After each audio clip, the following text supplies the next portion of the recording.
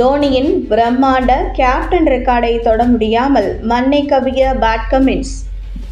சர்வதேச அணியின் கேப்டனாகவும் ஐபிஎல் அணியின் கேப்டனாகவும் தோனி செய்திருந்த முக்கிய சாதனை ஒன்றை சமன் செய்யும் அரிய வாய்ப்பை பேட் கமின்ஸ் தவறவிட்டார்.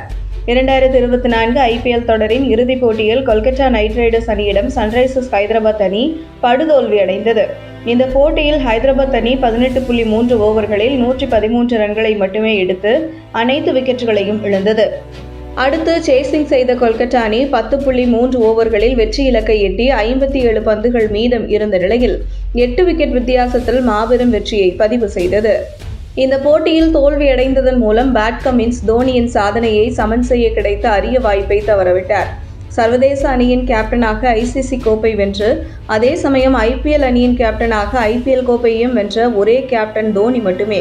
அவர் இந்திய அணியின் கேப்டனாக 2007 T20 உலகக்கோப்பை, 2011 ஒருநாள் போட்டி உலகக்கோப்பை மற்றும் 2013 ஐசிசி சாம்பியன்ஸ் டிராபி என 3 ஐசிசி கோப்பைகளை வென்றுள்ளார். அதேபோல் ஐபிஎல்லில் சென்னை சூப்பர் கிங்ஸ் அணியின் கேப்டனாக 5 முறை ஐபிஎல் கோப்பை வென்றுள்ளார். இந்த சாதனையை வேறு எந்த ஒரு கேப்டனாலும் இதுவரை செய்ய முடியவில்லை. உதாரணத்திற்கு ரோஹித் சர்மா ஐபிஎல் அணியின் கேப்டனாக 5 முறை ஐபிஎல் கோப்பை வென்றுள்ளார். ஆனால் இந்திய அணியின் கேப்டனாக அவரால் இதுவரை எந்த ஐசிசி கோப்பையும் வெல்ல முடியவில்லை.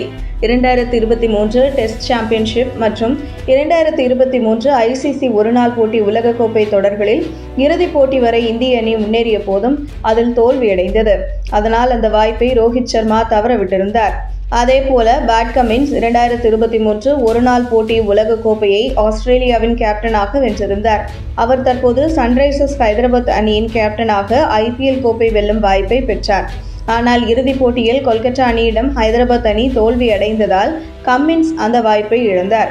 இதையடுத்து ஐசிசி கோப்பை மற்றும் ஐபிஎல் கோப்பை வென்ற ஒரே கேப்டன் என்ற பெருமையை தக்க வைத்துக் கொண்டார் தோனி.